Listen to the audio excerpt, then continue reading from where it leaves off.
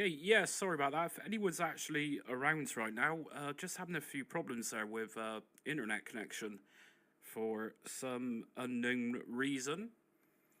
I really have no idea what that was about, but okie dokes. Ah, cool. Hello, Gilamami Gigs. I can't pronounce that too well, but hello.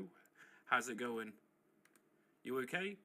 Yeah, I was just listening to some Nine Inch Nails actually just a minute ago, but I'm not going to play it now because that's going to give me all sorts of copyright strikes, and we really, really don't want that.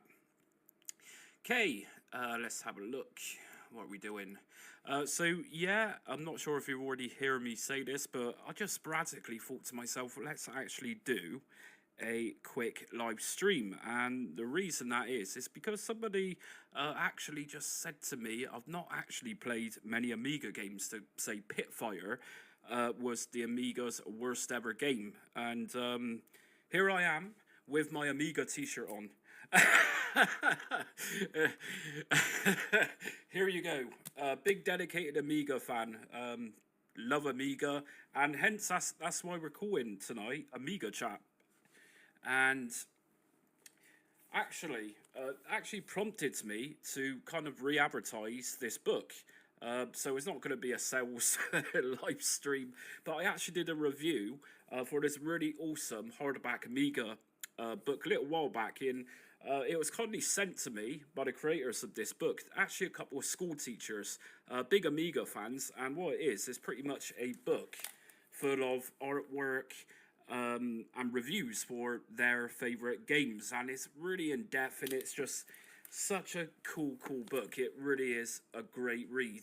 I've been reading through it on and off since I've had it, and yeah, totally recommend this one. If you've not seen my product review on that video and you're a big fan of Amiga, I totally recommend checking that video out. It's pretty awesome.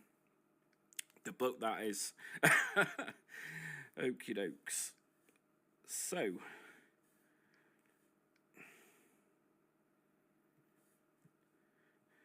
okay, I'm having real issues tonight with this live stream. I really have no idea what's going on. We got a new router the other day, and apparently it's meant to be a super duper router. That's the one. It's meant to be the best around at the moment, and you know what? It's like, nah, we're being ripped off quite clearly. Okie dokes. Okay, so let's have a look at some questions or comments we got here. Hello, CPU. How you doing? I remember losing my cool playing Pit Fighter on Amiga 500. It's a terrible game. Come on, let's be honest. It was. I mean, the arcade game itself, it was. It's just not wonderful, is it? Somebody even said to me the other day about Pit Fighter, yesterday actually. They commented and tried praising it and then saying that I'm just following the fashion. No one likes it, therefore I'm following the trend. And it's like, well, actually, I like to think, and I've actually read people commenting in particular videos I do, that they actually enjoy my content because it's pretty unpredictable. In other words, instead of following a generic route of rating games in a particular order, which has been done to death, I'd like to do it my own way, actually. Nice one. Thanks, CPU, for your €10. That's really awesome. Nice one. Thanks a lot.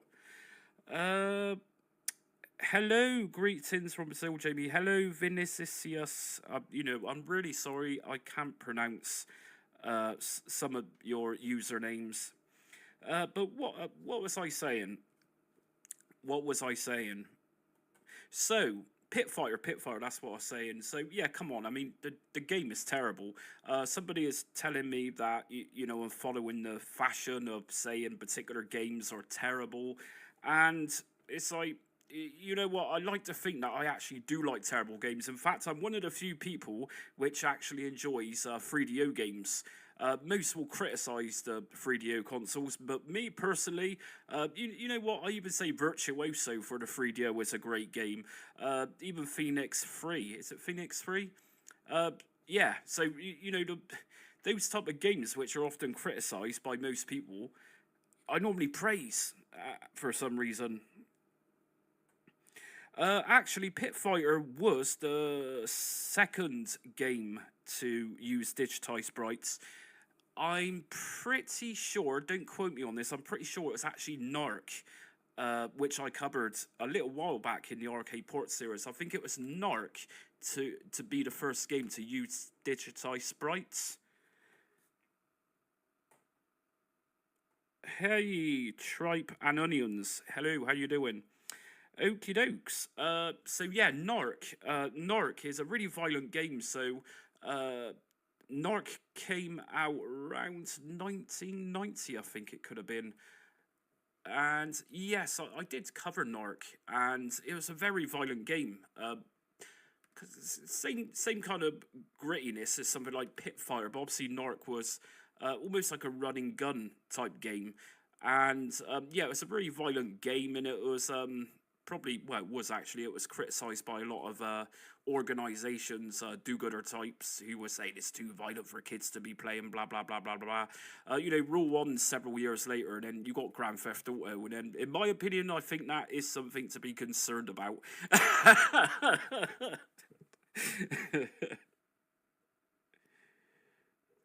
Oh, let's have a look. We had one of the Narc machines. Oh, okie dokes. Widescreen high res like Ninja Wars, or that. You know what? Ninja Warriors, the original arcade presentation for the Ninja Warriors, which I actually covered. You might have seen it, I'm not sure. But good lord, that game was absolutely perfection for its day.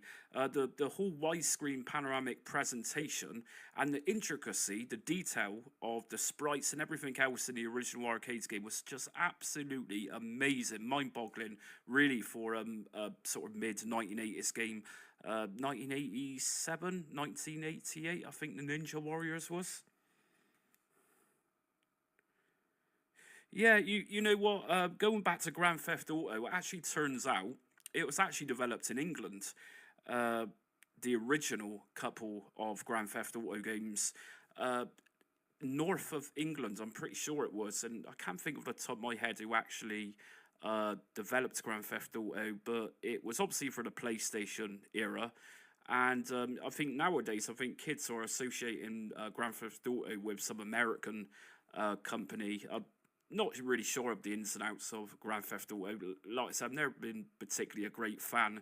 I mean, yeah, back in the PS1 days, PlayStation days, I've sort of played it on and off the original over the top bird's eye view Grand Theft Auto and also Grand Theft Auto London. But I think it was come Grand Theft Auto 3, which came out on the PS2 when it went 3D. I it's just not for me. I just find it very dull gameplay. And to be honest with you, I'd rather play Red Dead Redemption any day. And it's kind of similar thing, but at least with Red Dead, you're kind of learning a bit of history. And I even think the scenery is nicer in Red Dead. So, yeah, I think actually, Sir Lamlot, that's where I came across um, Psygnosis. It had something to do with the north of England. Who was it? Let's actually have a look. I could be wrong, but it could be the same team who did. I'm really losing the plot. Let's take a look at this. Let's just put GTA publisher. So originally it was, there you go, British. Da, da, da, da.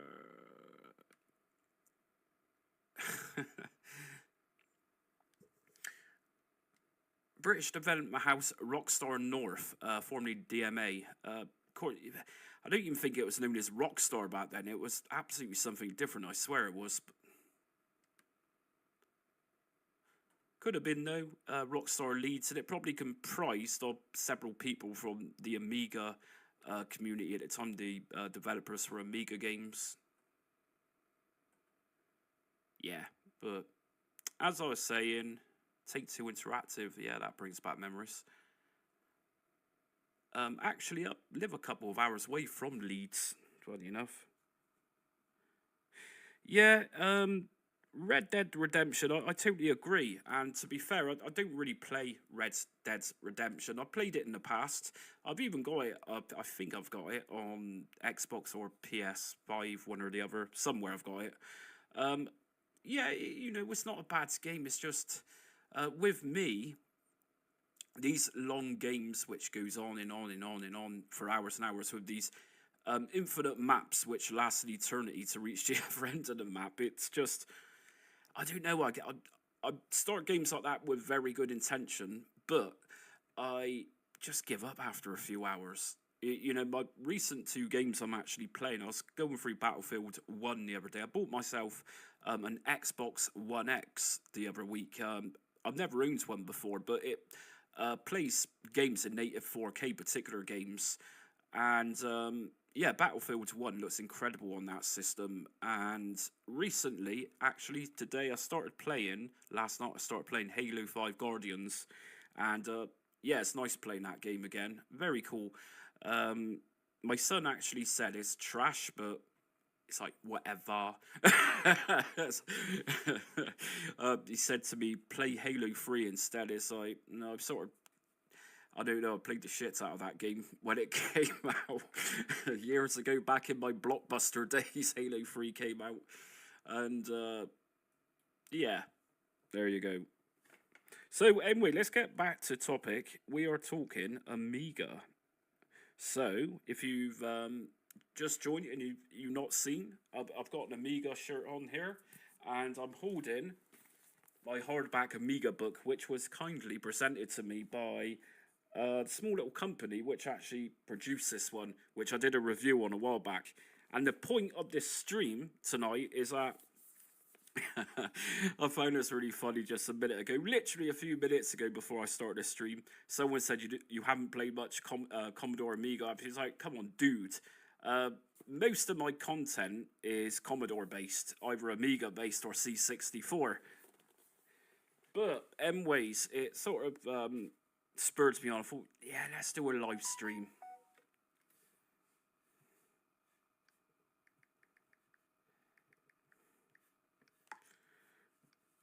Okie dokes. Arcade Club, Bury. You know what? I've actually heard of that arcade club.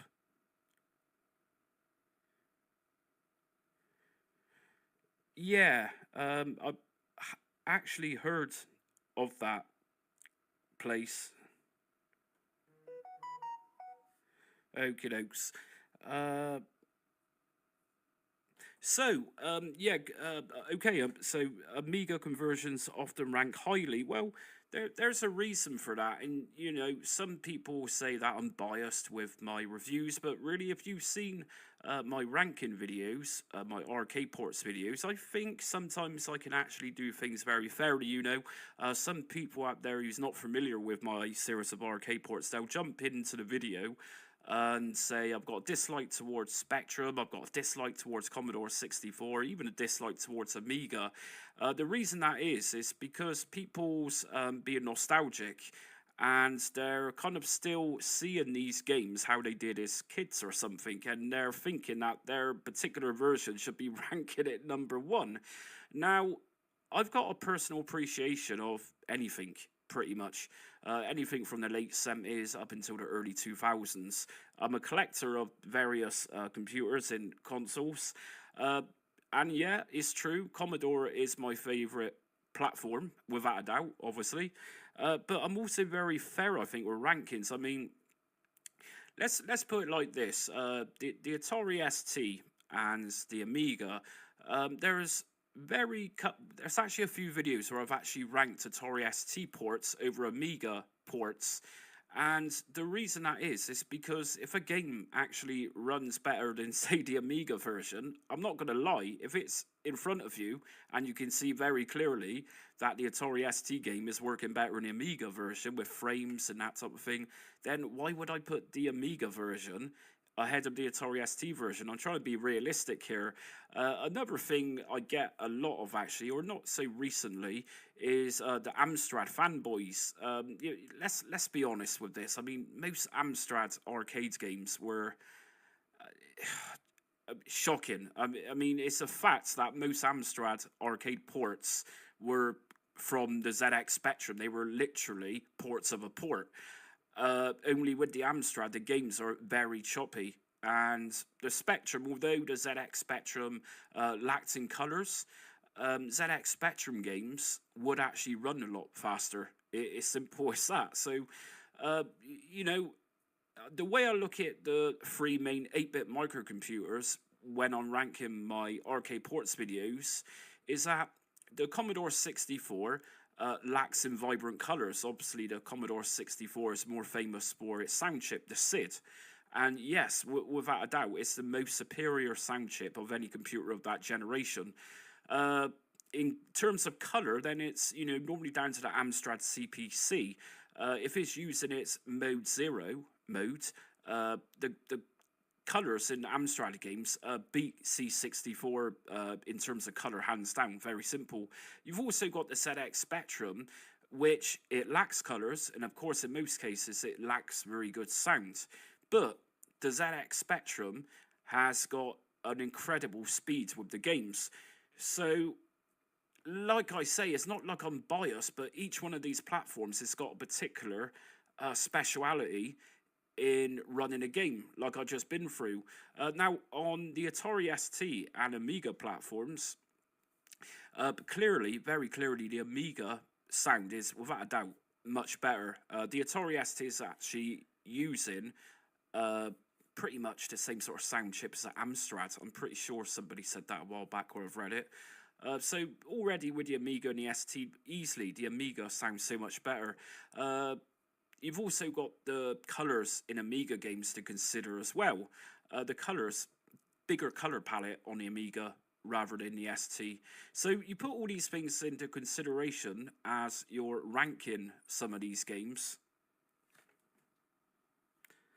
So, like I say, between, in Britain at least, in the 80s and even early 90s, you had three of these main computer 8-bit platforms. Like I was saying, the Amstrad, Spectrum, the C64, they were your three dominant computers at the time. Of course, we had other systems which came and went. We had the ZX80 in the early 80s, which was pretty much a kit which you had sent by Sinclair to build your own ZX80, as well as the ZX81.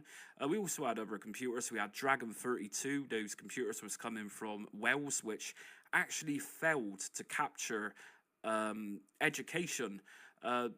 Of course, in the early 80s, people was trying to catch on to the education bandwagon and selling their computers to schools. Obviously, the BBC Micro won that one by Acorn, and you also had Dragon. The Dragon computer was meant to be for education. It turns out that the Dragon 32 and 64 couldn't actually type out in lowercase. Whenever you typed on a Dragon computer, you would get capital letters. And of course, education boards were like, well, this isn't going to teach the kids anything much. Okay. So we also had other small companies in Britain as well. I think I talked about this a little while back, but we have Auric, Tangerine Auric, which was a bit of a hit, but predominantly a miss. The Auric 1 computer, that was actually competing against, or tried to compete against, the ZX Spectrum.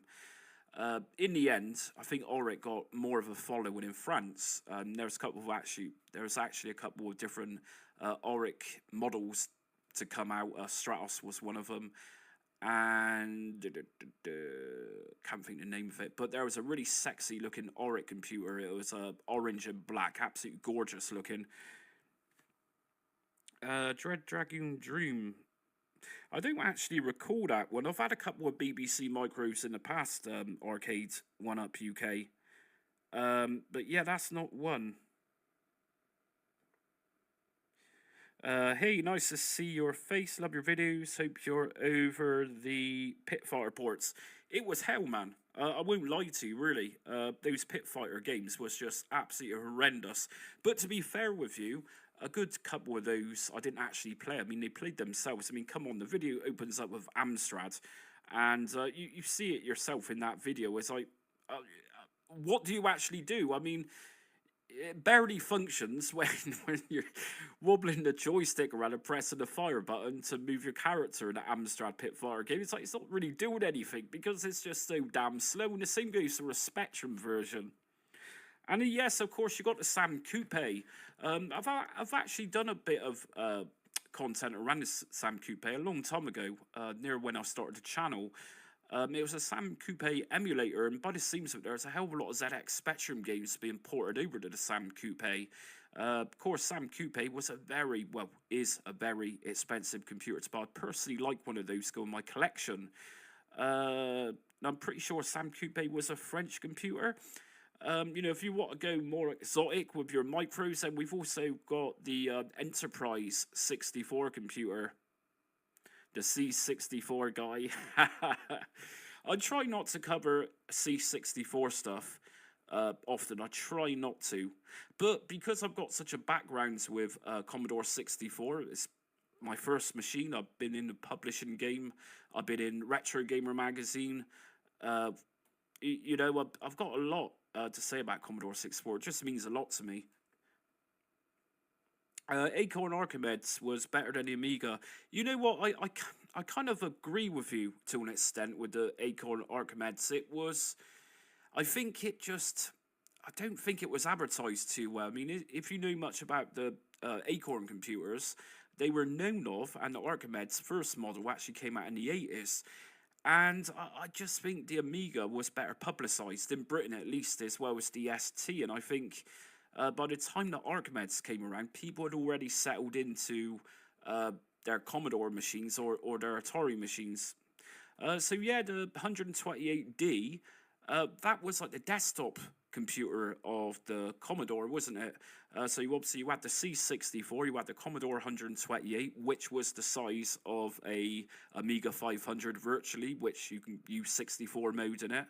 And the D model was, pretty much like a bit like an Amiga 1000, 2000 type machine. I've never owned one, but I've seen them, and they're pretty nice.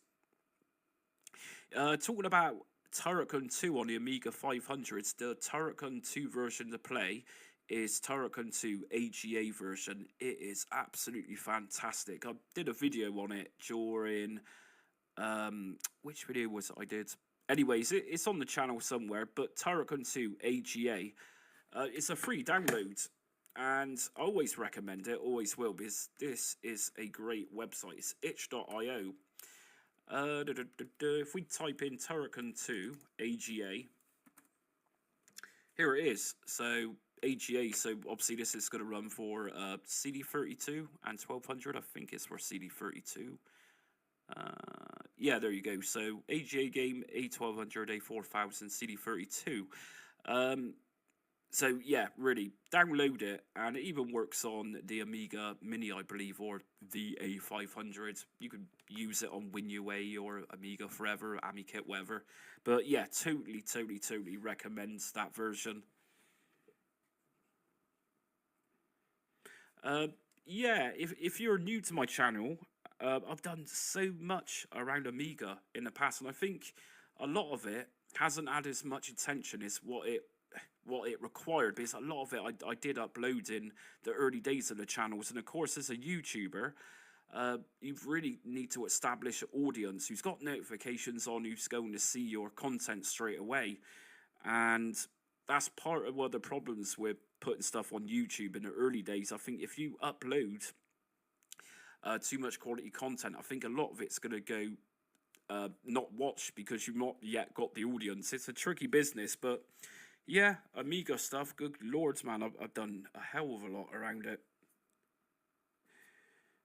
Yes, it kind of was. It was a strange one with Universal Soldier on the Mega Drive. It was pretty much Turrican. It's some sort of licensing issue. It's a bit of a bizarre one, that one. I did a Turrican 2 video. No, it wasn't Turrican 2. It was actually for Turrican. Bear with me a sec.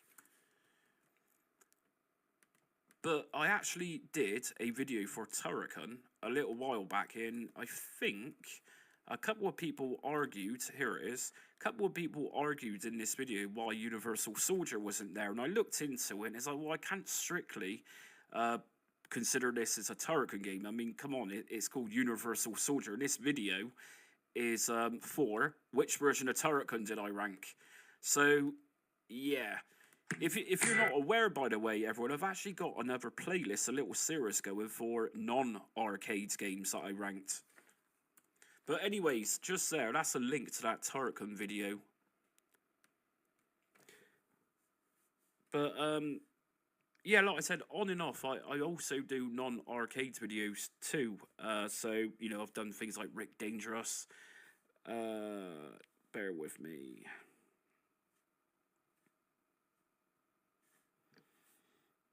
Okie dokes. 1 second, people.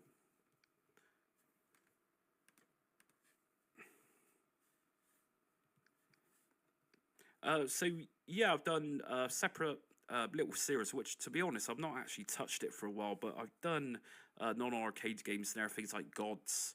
Chaos Engine was another one. I did Batman. Was it Batman I did? Bear with me.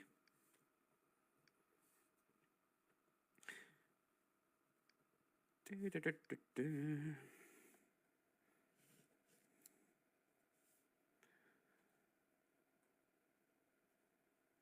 dokes. 1 second, people.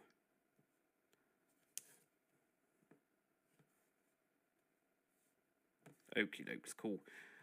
So yeah, going back to that other playlist I've got, it's called, if you want to take a look at some of these videos, which some of you might be unfamiliar with, which I've uploaded, it's actually in my playlists, and the playlist folder is called, I can't even find it now. It is called, you know what, I can't find it for the life of me. Under Pressure.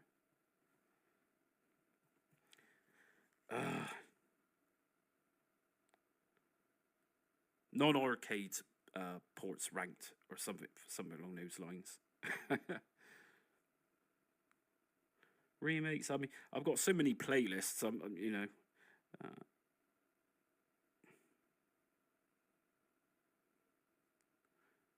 God damn it! I wouldn't have deleted the playlist. So I got arcade ports ranked, which everyone knows me for.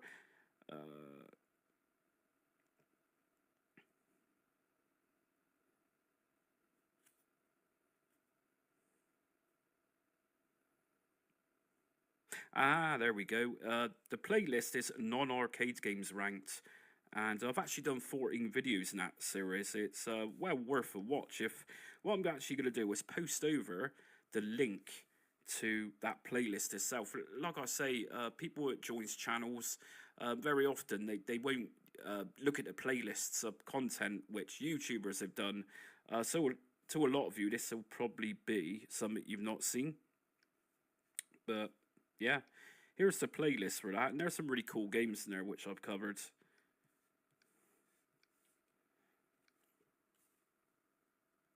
Okie dokes, bear with me again.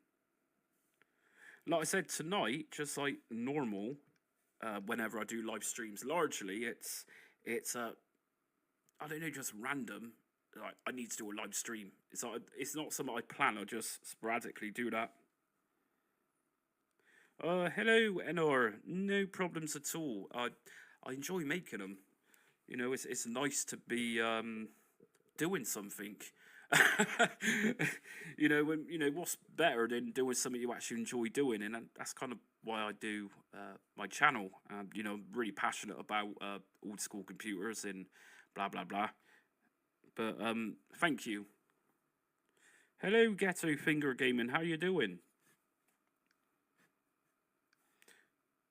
So, I just left my PayPal address. If anyone wants to donate to the channel, to, you know, say personal thanks, I always appreciate it. And well, yeah, there you go. That easy. Just click on it, and it will take you straight to PayPal. Anyways, no pressure. So let's get back to Amiga. So we're talking Amiga tonight because that's what the title of this stream is, Amiga. So how many Amiga fans do we have here, and how many people are just joined in to say hello? Cool. Jesus, every C64 game. I think Commodore 64 games was, I don't know, I mean, it's still going today, but the last I knew of it, I think there's around 20,000 commercially released games for C64 over the years. Actually, I get that wrong. Probably not all commercially, but you know, obviously your homebrew games and everything else, which is of course still coming out here in 2025. And you know, bear in mind, C64 has been going since what 1982. So yeah, it's probably one of the largest libraries of games out there. Probably. No, actually, I tell you, I'll probably say ZX Spectrum probably adds more games on it, including all the homebrews. I mean, the ZX Spectrum community for new games today is, well, it's pretty out there. There's a lot coming out for it. Yeah, welcome to the party, pal. We all love Amiga. You would have seen this because you just joined, but yeah, I've been talking about Amiga, showing off the book which I was sent to review on my channel, which is a very awesome hardback book. And I'm going to do it again, but here's my Amiga t-shirt as well, with my awesome Doom cap. Yeah, I've actually got a 600 now. That's my Amiga computer I've got. I'm trying to get a 1200 at some point, but the 600 I got, I've actually got a Pi Storm in it, which is a very awesome device to obviously make the 600 more powerful. It kind of emulates different CPUs, so rather than it running, say, a 020020 processor, it'll boost it up to something like a 040. So I've installed the Pi Storm, and yes, superb. It's phenomenal. Even has the ability on there to play RTG games for, say, the Amiga 500 or 600. It really is a nice bit of kit. I was a naughty pirate. You mean you was Blackbeard?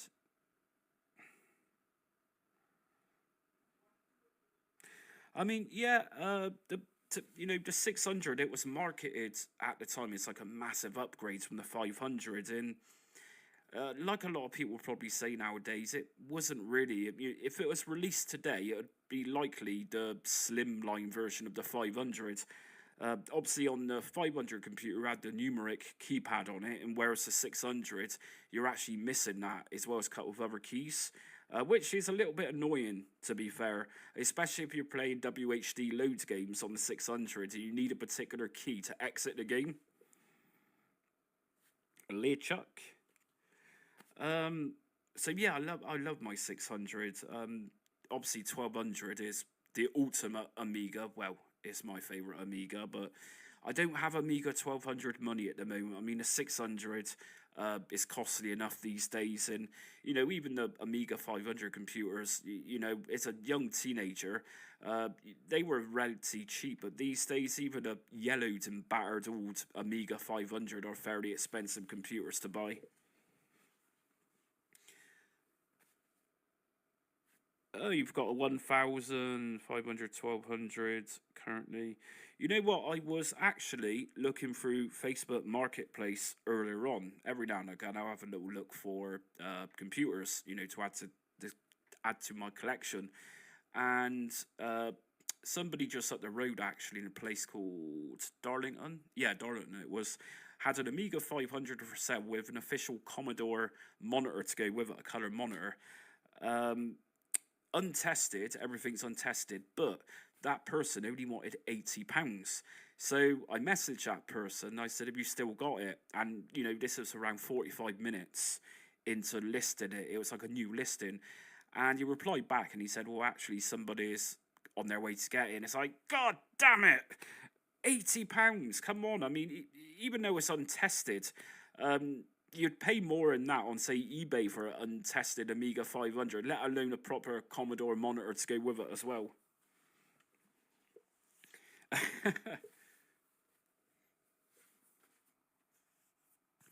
So, yeah, what I was planning on doing, obviously at the moment, can't quite get an A1200 at the moment, so I don't really agree with the prices for the A1200s. I mean, it's just ridiculous. I mean, Amiga 1200s, they was always expensive, always fairly expensive, but these days are just, you know, you can pay up to £1,000, £1,000 on eBay for an Amiga 1200, and to me, that's just absolute insanity. It's just, you know, just ridiculous money. So I was thinking about getting myself an Amiga 500 because I've never owned a 500 before, and I was going to kit that one out with a Pi Storm as well, and dedicate that for say RTG.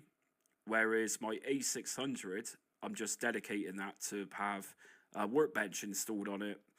Trouble with Pi Storm, if you want RTG mode, you need to put HDMI in for that to work for the Pi Storm.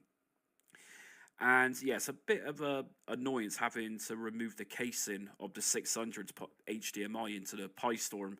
So I thought, let's get a fairly cheap Amiga 500, give it a good bath, give it a good scrub as you do, and whack in one of those Pi Storms.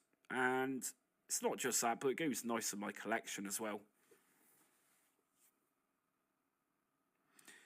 You know what? I've actually got a memory of buying, yeah, it was an Amiga 500 in a charity shop. It would have been probably around, yeah, the mid-90s, I'm guessing. But the place where I grew up in, a place called Kingswood, bit of a shithole if I'm honest, where it is these days anyway.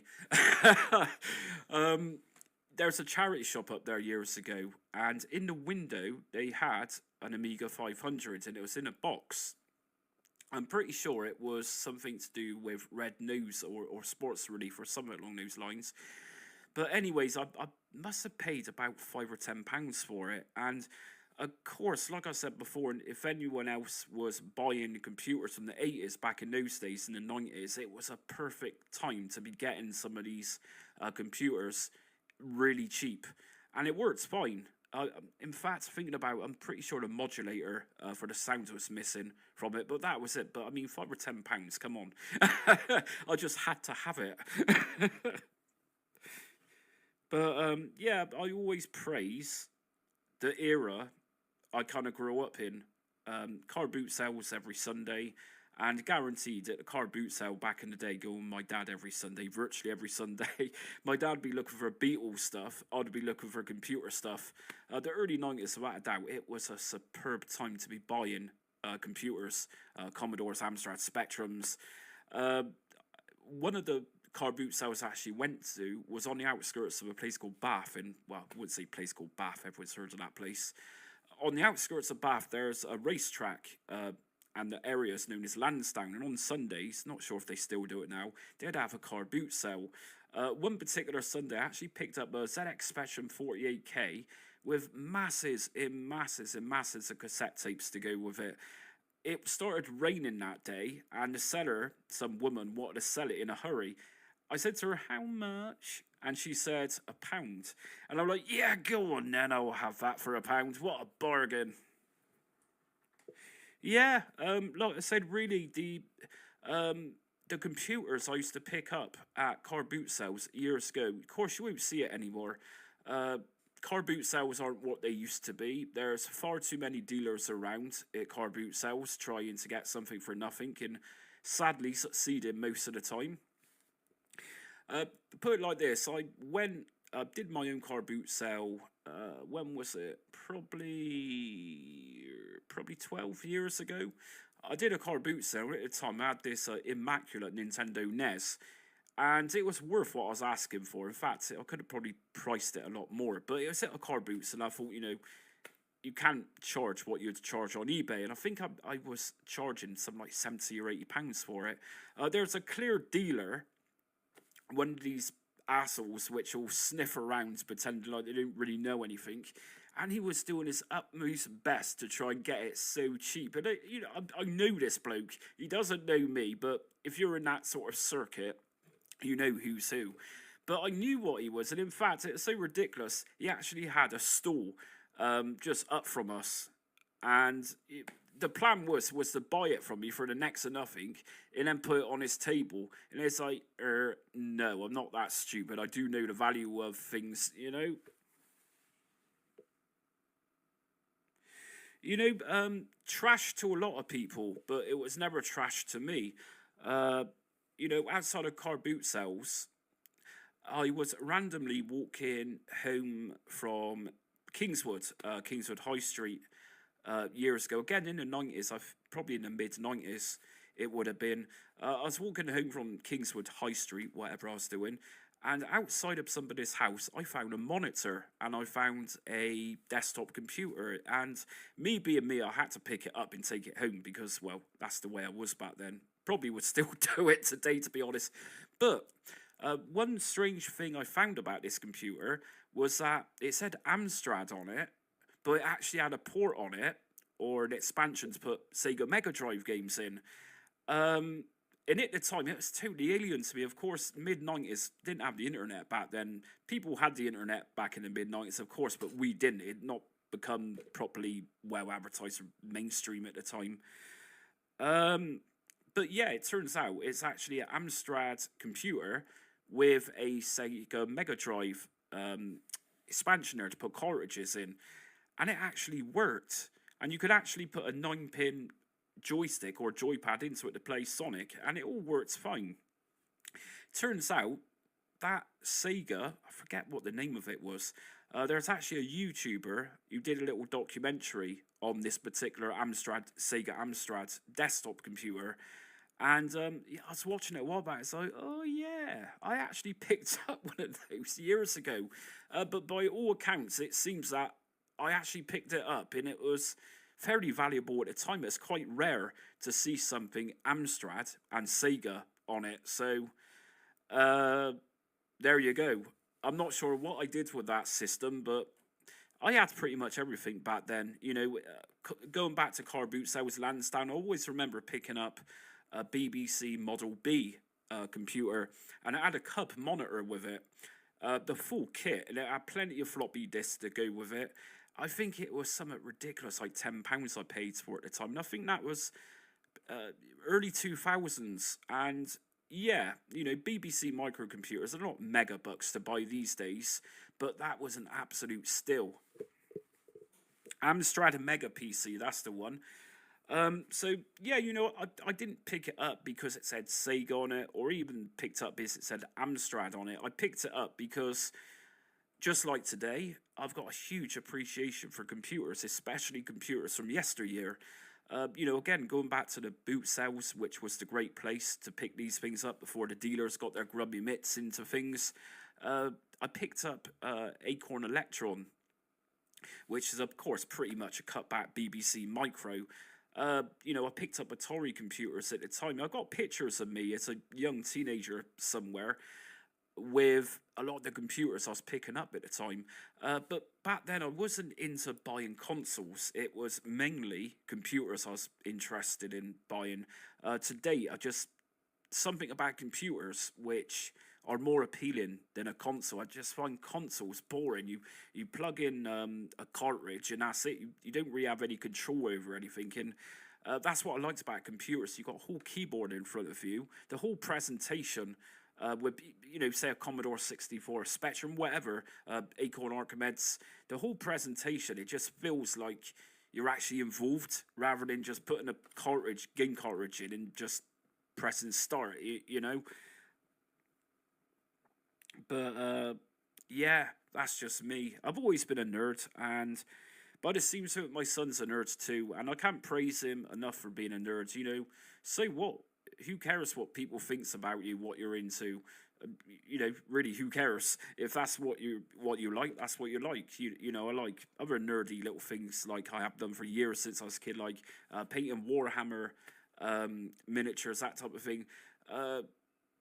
I'm a geek with style. That's how I refer to myself as.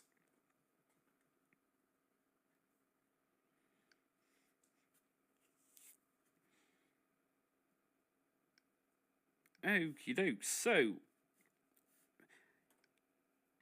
yeah, typical Just Jamie live stream. We talk about Amiga, or it all starts off with good intentions about being Amiga, but you know, I start talking about other things, and one thing leads to another, and then we're suddenly talking about different computers altogether. But yeah, that's what I do on my live streams.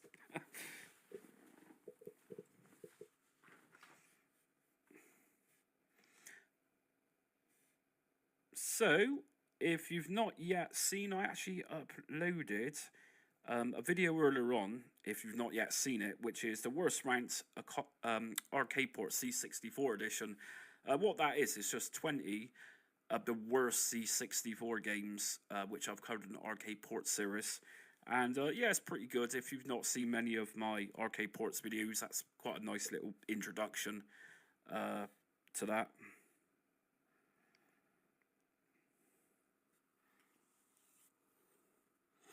Oh, the Acorn Electron. That's a very good video. Yeah, it was.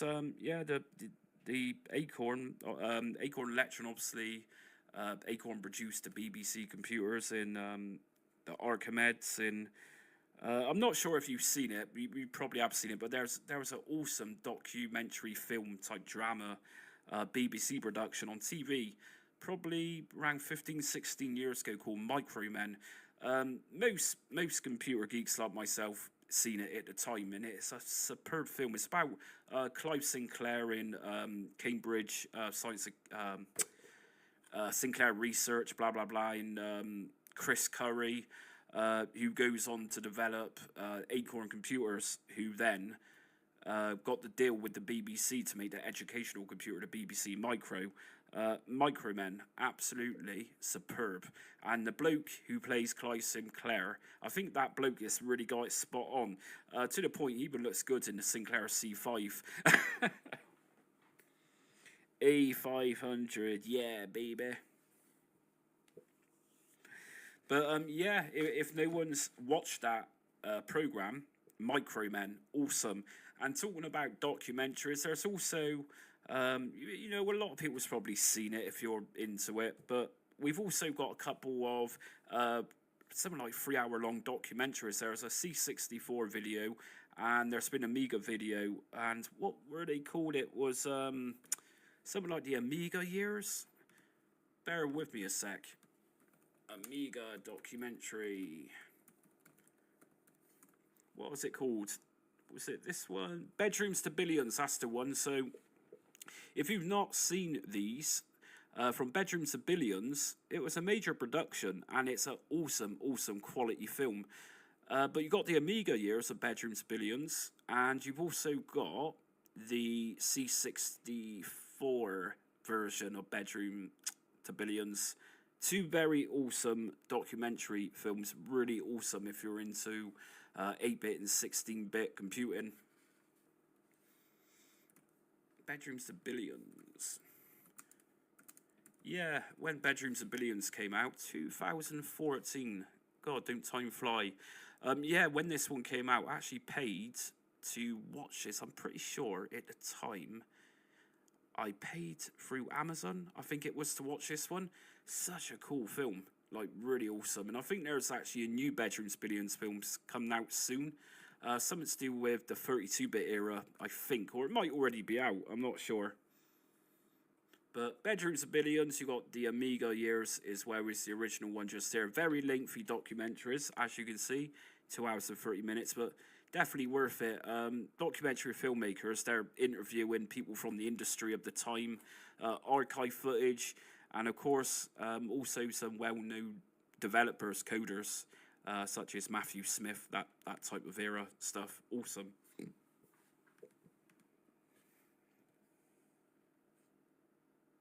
I've kickstarted their new Amiga documentary. I didn't even realise there was a new Amiga documentary.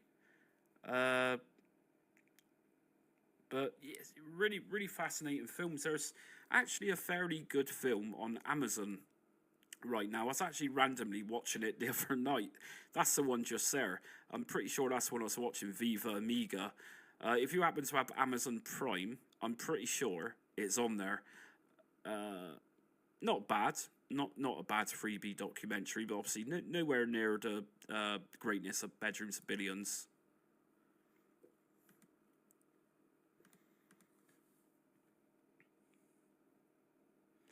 So, yeah, I think the Amiga scene at the moment, it's really got somewhere. For years, when I went back into Commodore 64, rediscovering that again, the scene for Commodore 64 games was pretty immense at the time, going back probably 15 years ago. But I have found in the last couple of years, the Commodore 64 scene for new games, I don't know, it's dried up a little bit. And all of a sudden, it seems that Amiga seems to have a hell of a lot of new games coming out for it. I think that's thanks to the Scorpion engine, which a lot of people are using nowadays for Amiga.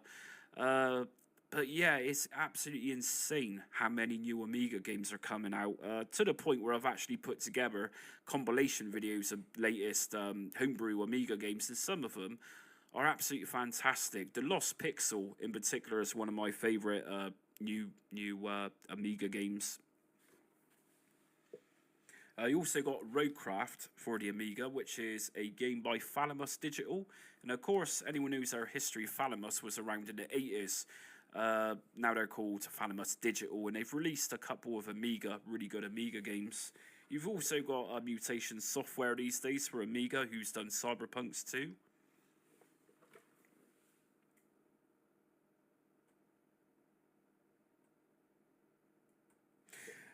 Yeah, you know what? Talking about developers from the time, I'm not sure if you was on my last stream I did, but I was in Bristol, where my hometown, I suppose, a few weeks ago, and I had a ZX Spectrum T-shirt on at the time, and somebody come across the street, and it's like, "Well, who are you?" Anyways, we started chatting, and it turns out he was a developer during the 80s. For some notable games. He even did some music engineering for games on the Mega Drive, such as Jungle Strike, and I can't think of his name, Steve Richardson. But anyways, he's from Sheffield, which is actually just around the corner from where I live. And yeah, we was talking for ages, and my missus was talking to his missus. It turns out that day he was actually in Bristol doing the sound engineering for The Vapors. That awesome song from 1980, whenever it was, turning Japanese. But yeah, he did a lot of work in the industry in the 80s, and even went into the 90s and did some PlayStation and Saturn sort of era games. But yeah, somebody like that I could talk to for ages and ages. I keep meaning to do some sort of interview with him. He gave me his business card at the time, and yeah, it would be interesting. Like I said, I was very interested in listening to his stories at the time, what he did, and telling me the sort of pressures what developers were under at the time. There came a point, I think he said he actually moved to Canada, I think it was, and he was literally working something like, just something ridiculous, like 19 or 20 hours a day on this game to meet a deadline.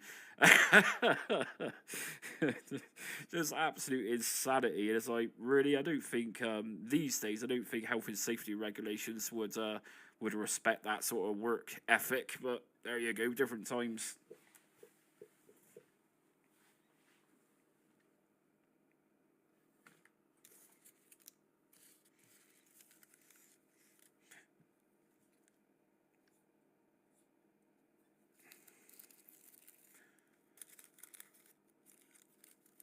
Okie doke. So I think it's coming up to about an hour, and an hour really normally is my streaming time. Hello, travel with me. That's actually travel with me. That's my missus, and we're getting married. When is it? September the 6th? Is it, Becky? Yeah, around September. I'm just typical bloke. I'm terrible with dates, but at least I know it's September, so yeah, it's not all bad. But you know what? My dad is just like me. He can't remember dates, and you know, even my partner's dad, I think he's fairly bad with remembering dates. It's a man thing, you know. So we're not all good at remembering dates. Yes, the 6th. Yeah, I've got that pretty spot on there. So, say hello to Becky, and if you're into traveling, that type of thing, you know, out and about stuff, travel with me. My partner, she does, well, little videos on traveling. Yeah, check her channel out. Very cool stuff. And get to know my missus. And give her some damn respect as well.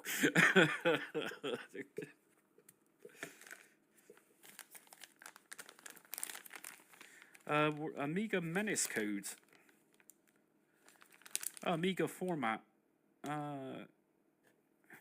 To be honest with you, I wouldn't even know where to start with Amiga coding. You know, I barely know the basics of basic in assembly language, let alone, you know, 6,800 assembly language. It's just way above me. Yes.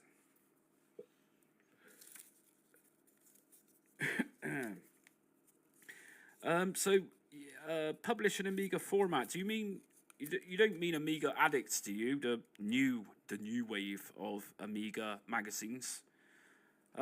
Bear with me a sec, Dave.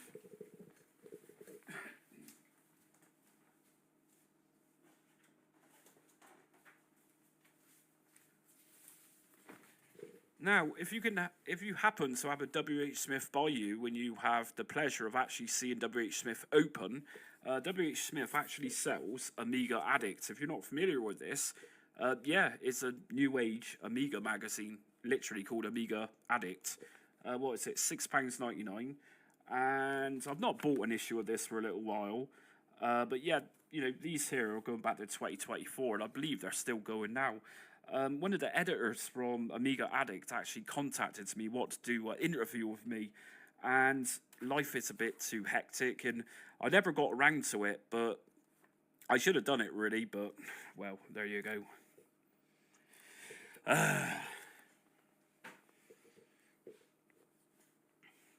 But yeah, if you're not aware of Amiga Addict, it's a really cool magazine. Obviously, you can buy a physical copy of it in W.H. Smith. What did I say? $6.99, $5.99, $6.99. They also do like a delivery service online, so totally worth checking out. It's got like new hardware for Amiga computers, you know, homebrew type stuff, and all that type of thing. Also introduced me, stupidly, to the new Amiga Checkmate stuff, Checkmate monitors.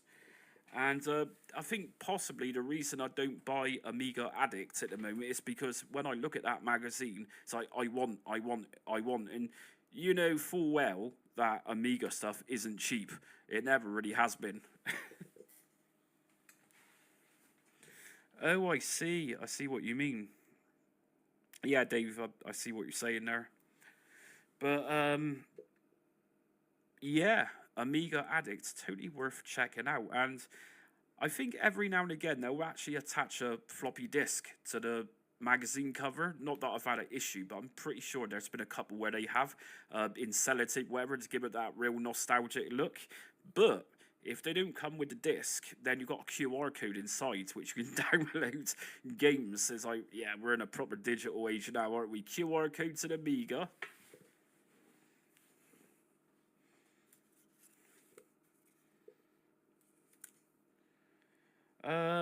Showing big massive books you got sent. Yeah, that's the hardback just here, which is the Retro Gaming Library Amiga Edition. This is one hefty book. And what I'm going to do is actually link you to that review. It's a superb book. It really is awesome. Amiga Edition. No, that's not the one. How did I title it? Retro. I've done so much Amiga content on her. I mean, if I just type Amiga into what I've actually uploaded, 104 videos. Here we go. So brand new Amiga hardback book for 2025. Let me link that in the chat. Okay, I'm going to be doing something a little different today. In fact, you know what? I've got a dedicated live stream just here for Amiga. So what I'm going to do is just play this for you now before your very eyes. Now, if you don't hear this too great, let me know when I'll do something with the sound. Today, and this is going to be a product review for a brand new hardback book for Commodore Amiga fans. That is the And you know what? Before I play that, what I'm going to do is just decrease the size of that video. There you go. Let's go back to the start. Okay, I'm going to be doing something a little different today, and this is going to be a product review for a brand new hardback book for Commodore Amiga fans. That is the Retro Gaming Library Amiga Edition. So I've just received my package, and like I say, this is a product review. I've not opened this yet. I've literally just made sure it's inside, but we're going to go through that together. So the book itself, it's gone through a Kickstarter campaign, and it was successful, hence why I've got the book here. And it's got a hell of a lot of pages in there. It's covering 300 game reviews. And the creators of this, who were still are primary school teachers, got together over the duration of 2 years, discussing the very best Commodore Amiga games between the years of 1985 and 1997. So this is what we've got as a result. This is 300 games in here, reviews. Now, they've actually referred to this as one of those books which is kind of like, see it as the HD edition. So, what we've got here is some really nice protective packaging. I've got to say, this is actually arrived in a very premium look. So, we've got the actual book just here. As you can see, it looks really nice. So, if we just take this one out. And here we go. So, this is obviously the front cover. And if we just scroll around to the back, we got the back side of the monitor. So, everything's presented in a really nice, nostalgic way. And if we just take a look at the side just here, as you can see, there's a lot of content in this book. And this is going to be a big privilege for Amiga fans to have. So if I just unseal this one.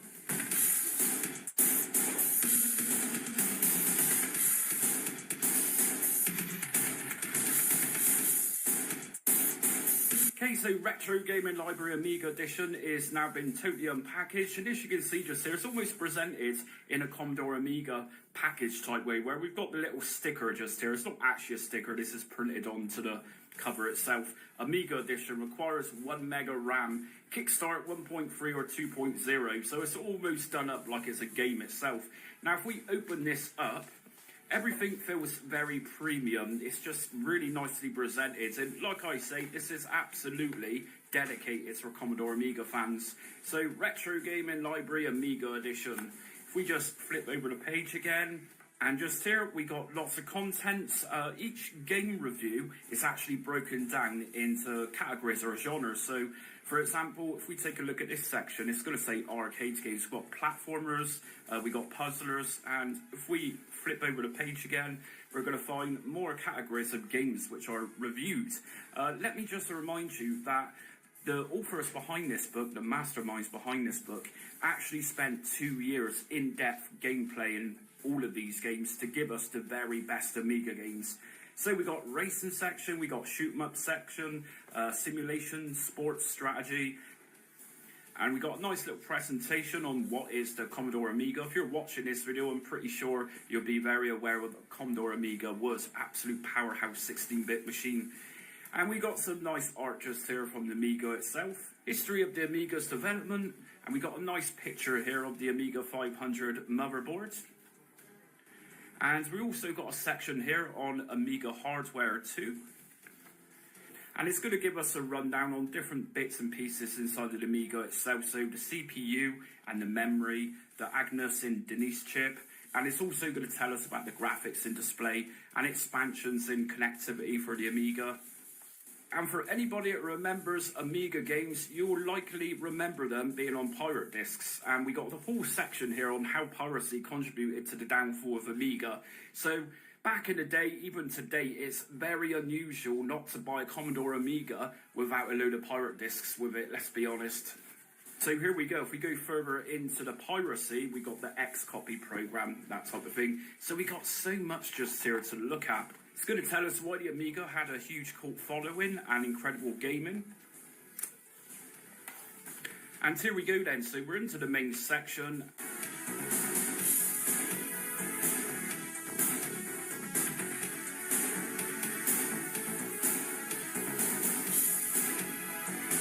So obviously I'm not going to go through each page because there truly is a lot here to go through. But what I'm going to do is just flick through the pages so you can get a brief glimpse of what's actually in this book.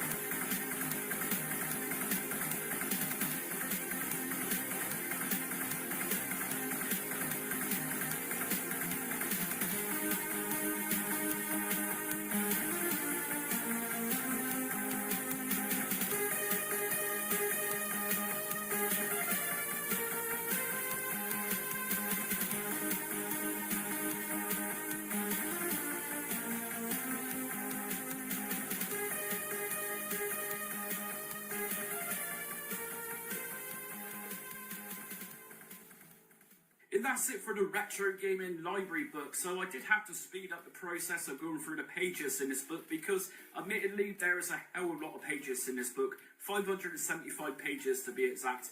I'm going to leave the link in my description so you can check out this in a bit more detail should you need it. And you'll be able to purchase it from there. Now, this is just under £50 in GBP, British currency. So it's a lot of money, but you get what you pay for. And like I've been saying, and as you can see, this is a very premium product.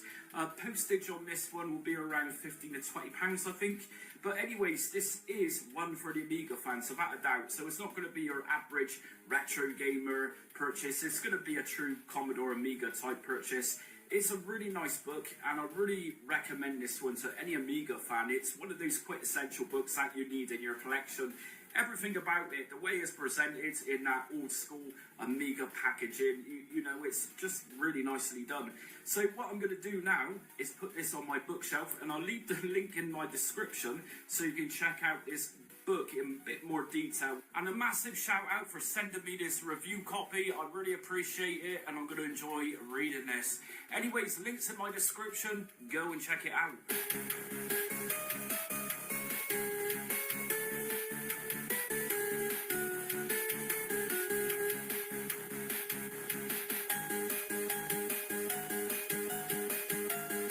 So there you go. Yeah, a great Amiga book, and you probably noticed yourself that there I am talking about a new Amiga book whilst wearing a ZX Spectrum t-shirt.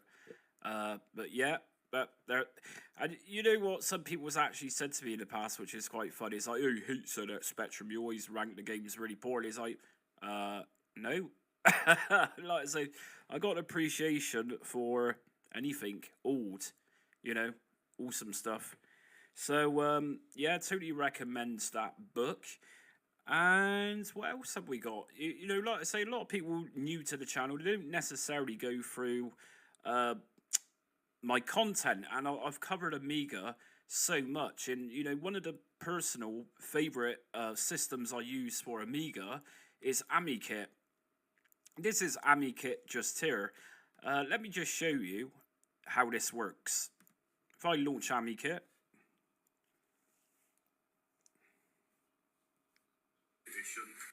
Favorite systems I use for Amiga is AmiKit.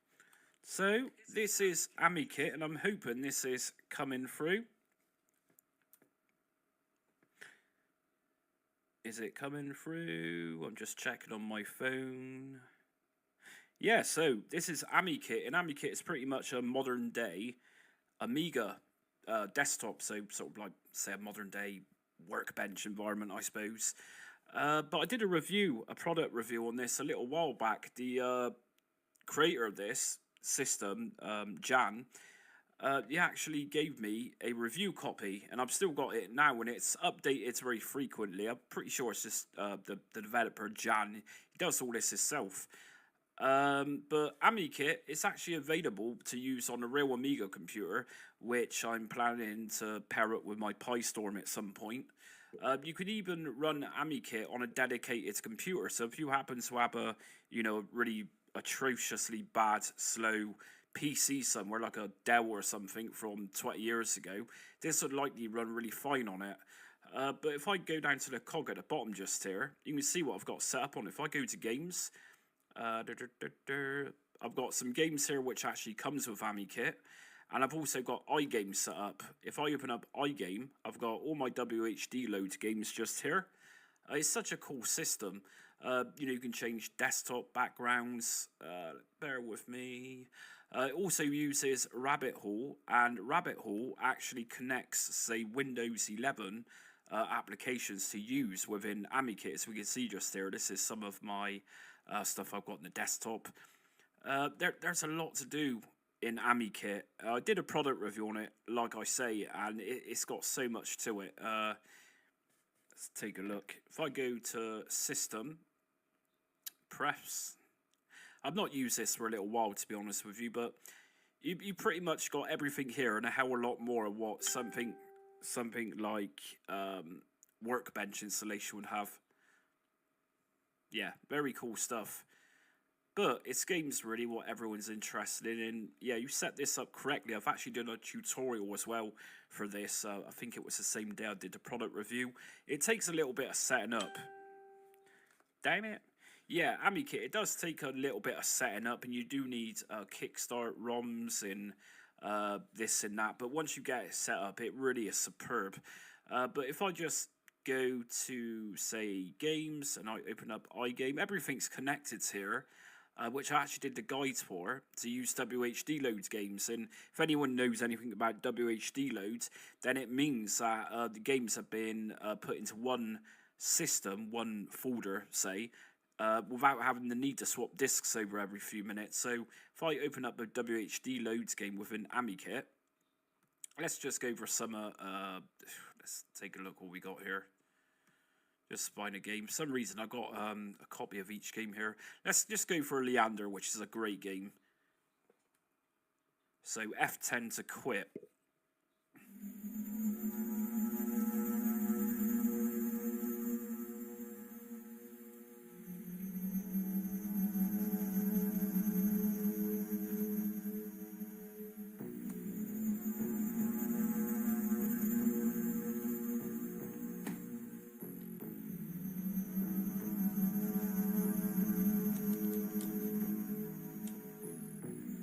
Okay, so F10 to quit out of that. That's how WHD load games work.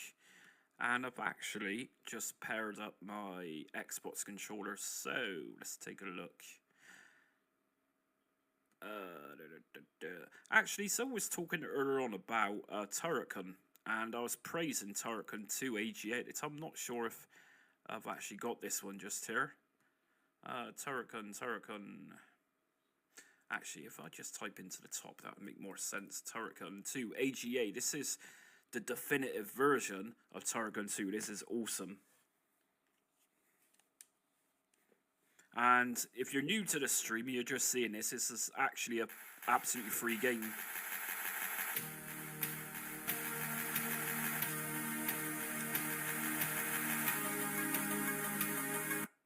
Okay, if I press F12, I can actually open up WinUAE from here. I'm not sure if my controller is actually connected. So where is it? Game ports, port 2. Where's my Xbox controller? Okay, let's just close this down.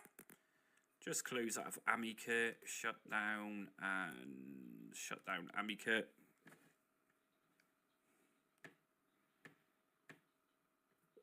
Okie dokes. Let's open up Amiga once again and launch. What happened just a minute ago was that I connected my Xbox controller before opening up the application, and it wasn't reading it, I don't think. So we're going to go back to, god damn it, games, iGame. And hopefully my controller's going to register this time. So Turrican 2 AGA.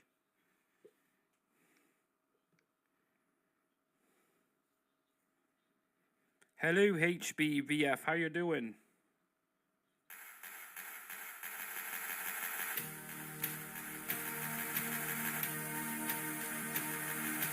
You know what? My Xbox controller isn't isn't pairing with this at all. This is really bizarre. Okay, so swap ports, and we go to OK. Yeah, man.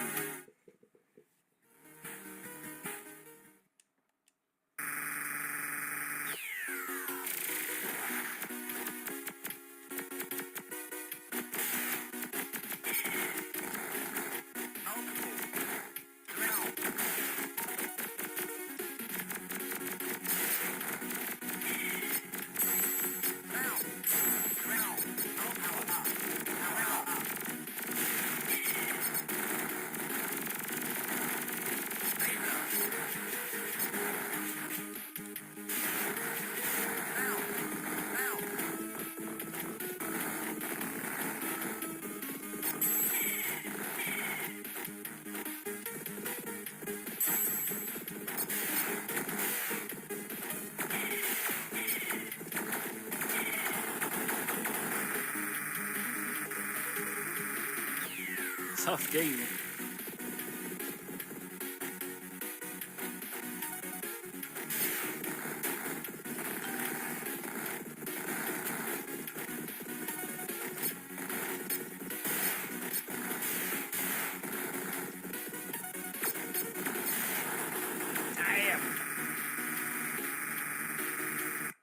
anyways, you get the idea about Turk to AGA. Well worth a download.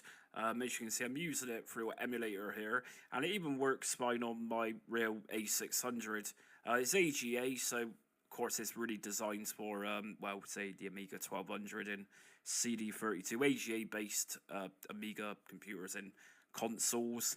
I loosely say console because yes, there was the Amiga CD32, which was pretty much an Amiga 1200 in console form. So quit. And yeah, totally. Somebody just said it looks better on Windows, and I agree. AmiKit is sexy, really nice.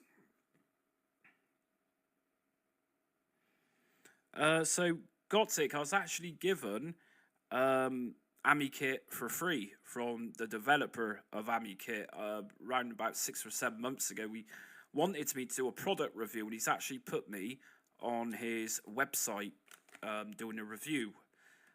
So yeah, it's a legitimate copy, and obviously you can get a free version of AmiKit, but you know that's only going to update you to a particular version, and it's, in my opinion, it's just better just paying for it and getting the best of the best you can get. And like I say, if you're into Amiga stuff tends to be expensive. Don't matter what it is, it's just expensive.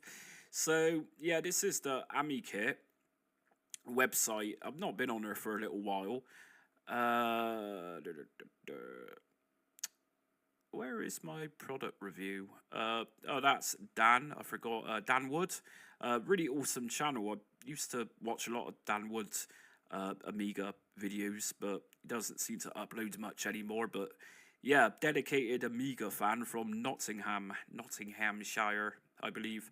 And there I am. So yeah, there's my product review on the AmiKit website.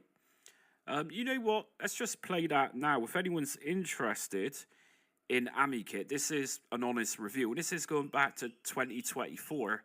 So, as you can see just here in the thumbnail, AmiKit, you can actually run it on Raspberry Pi. I think it was Raspberry Pi 400. I'm not sure if Raspberry Pi 500 is supported yet. It's also going to work on Vampire. Linux also supports it, even Apple, Windows. And it also runs on PyStorm. Like I said, I'm hoping to set that up at some point, but we'll see. But let's open up the review, and you'll see truly how much AmiKit has to offer. It's this is turned into more like a promotional type stream. But anyways, if anyone's interested in AmiKit, let me show this awesome stuff. And what I'm going to do actually is do what I did just a minute ago. Let's just get rid of my ugly face. And if I turn that off, so instead of looking at me, you can actually pay attention to the video. And my shutter isn't working. There we go. Right, okie doke. So this is AmiKit 12, the essential review. And just before I play this, yes, it's going back to the summer of 2024 when I did this review. But it's largely the same. It's had a few updates since, but it's still awesome. Like, totally recommend this. So, let's get the best picture quality. Did I upload this in 4K? I must have done. Cool.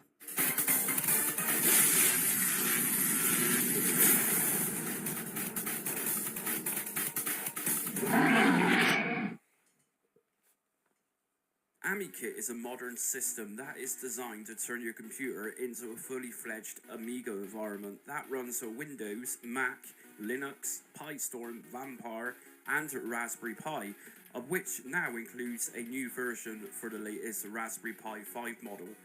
Now, some purists could argue that this isn't Amiga, but the creator of AmiKit has put years into bringing us a premium, more equivalent, which is frankly visually stunning to look at, as well as retaining an Amiga aesthetic. To be precise, AmiKit is around 18 years old now. Some will argue that something like RetroArch gets straight to the point of gaming, and something like AmiKit is long-winded and maybe even unnecessary. This, my friends, is a different kettle of fish. Gaming with AmiKit is just one single thing you can do amongst much more. Currently, there are several options of AmiKit to choose from, which I'll briefly cover later in this video.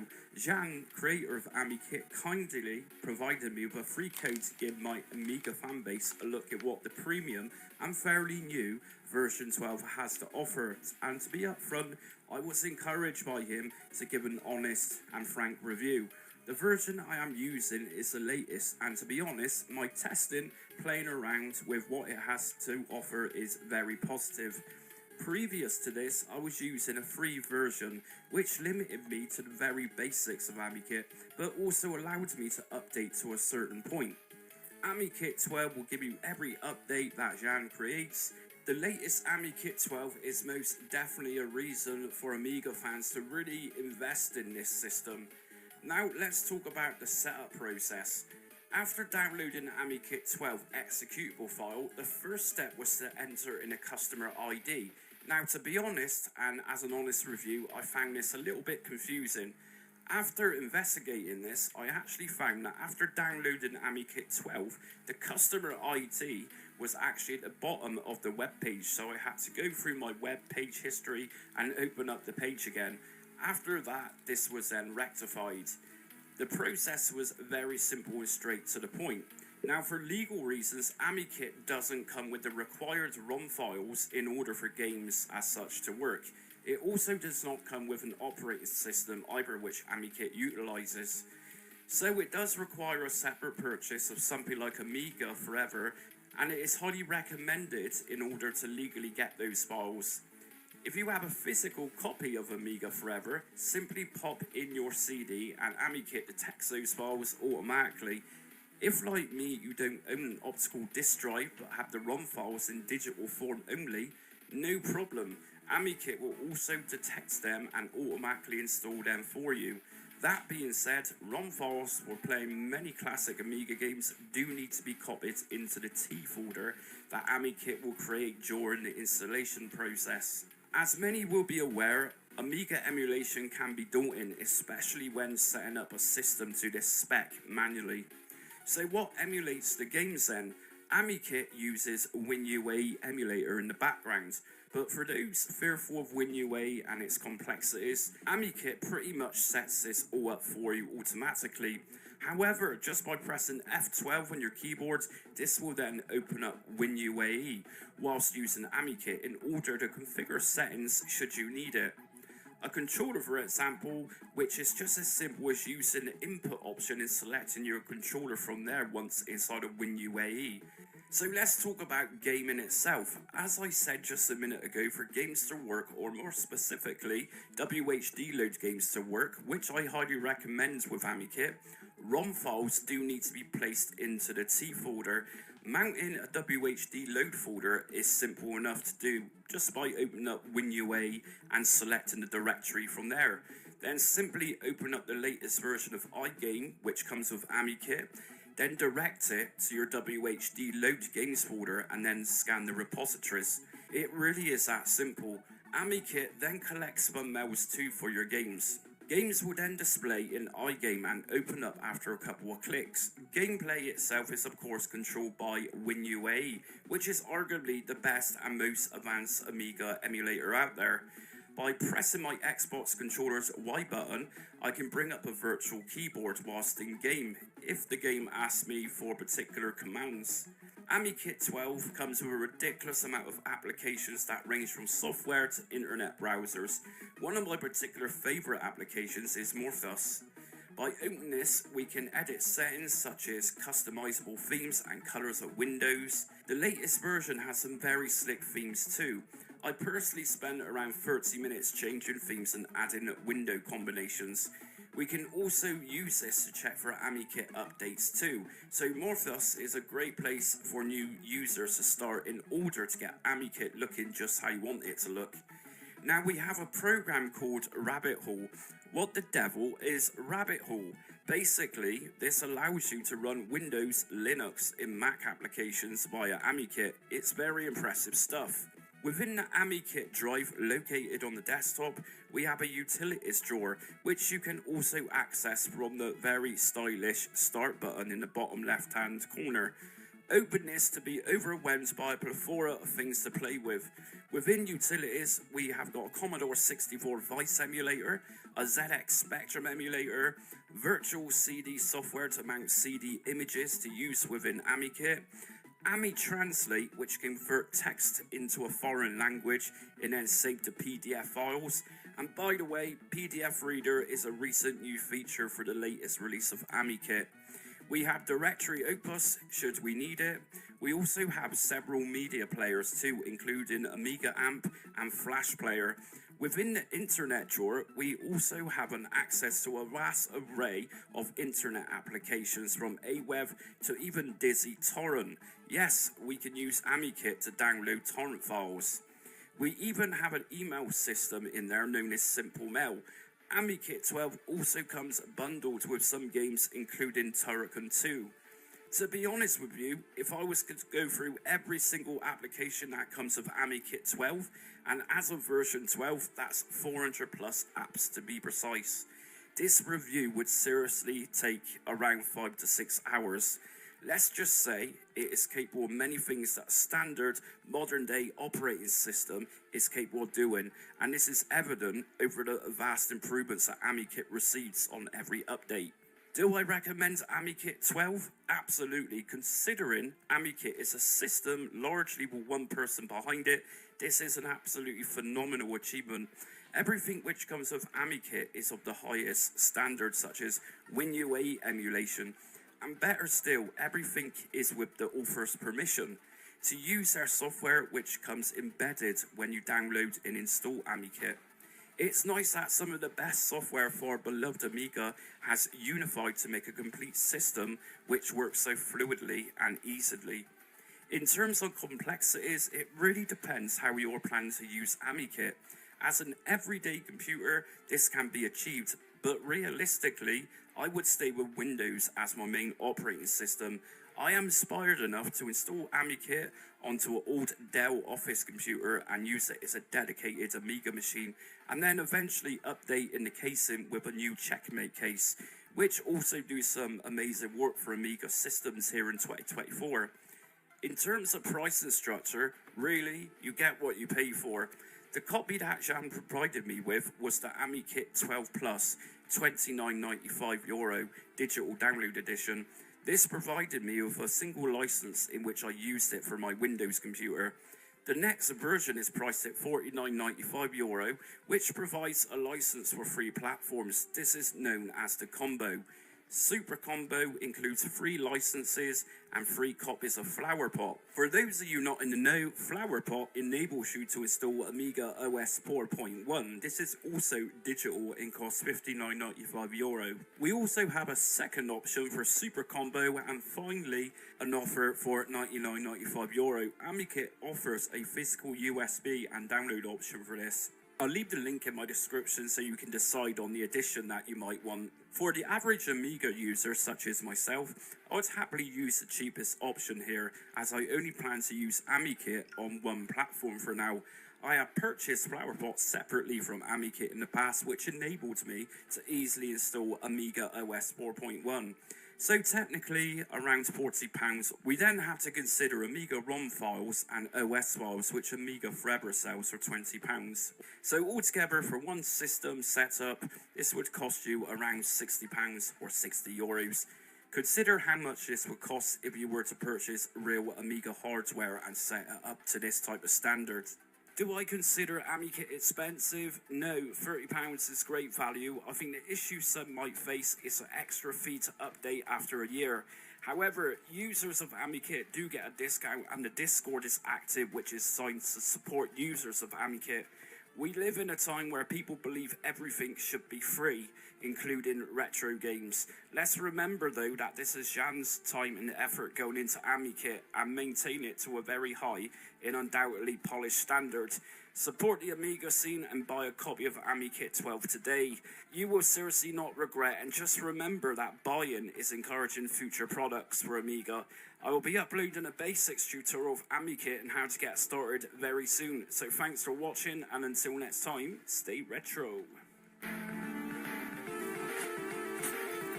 And there you go. So that's AmiKit, and like I say, it's like I just said in the review itself, it's totally worth the €30 if you're well into Amiga, like myself. And yeah, I'd happily buy a copy of that myself if I didn't have the product review. It's just a superb application.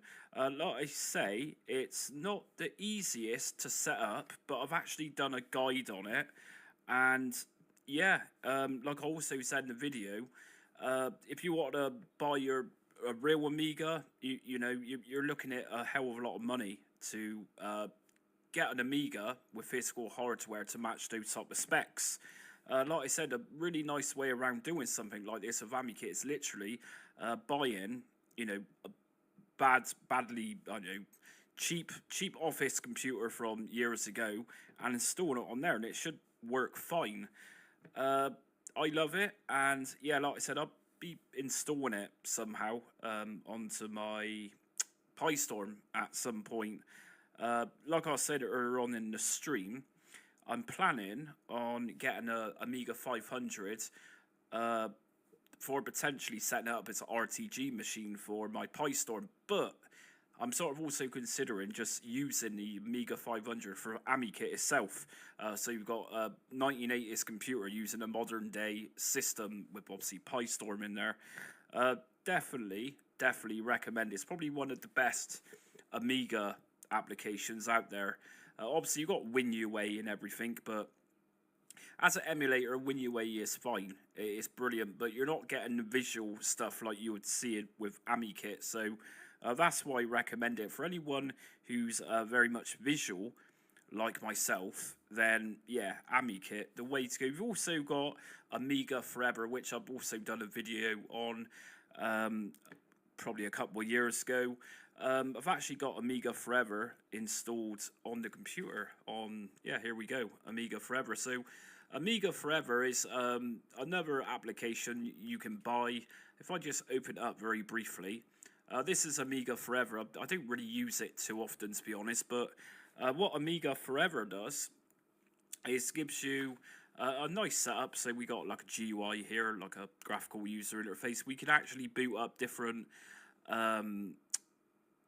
losing my words now.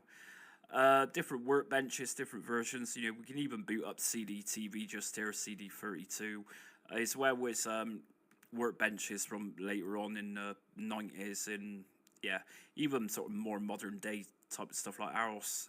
If I go to the games folder, I've got, I'm pretty sure these are WHD load games. Everything's all set up with Amiga Forever. With WinUA, I think I set it up with. Like I said, I don't use it too much anymore. When I do play Amiga stuff, it's normally on my A600 or with AmiKit. So if I open up one of these games, let's go for Stormlord.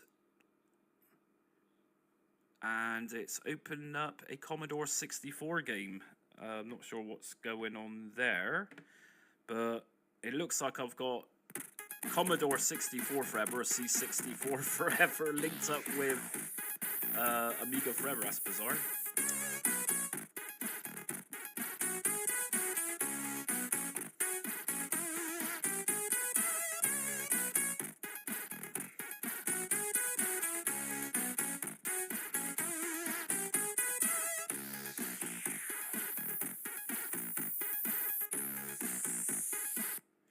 Yeah, like I say, but I don't use Amiga Forever too much anymore. I bought it a long time ago when, like I said, AmiKit came along, and I just, use that more or less nowadays. And you know what? I can't exit out of this for the life of me. It just won't have it. Bear with me, people.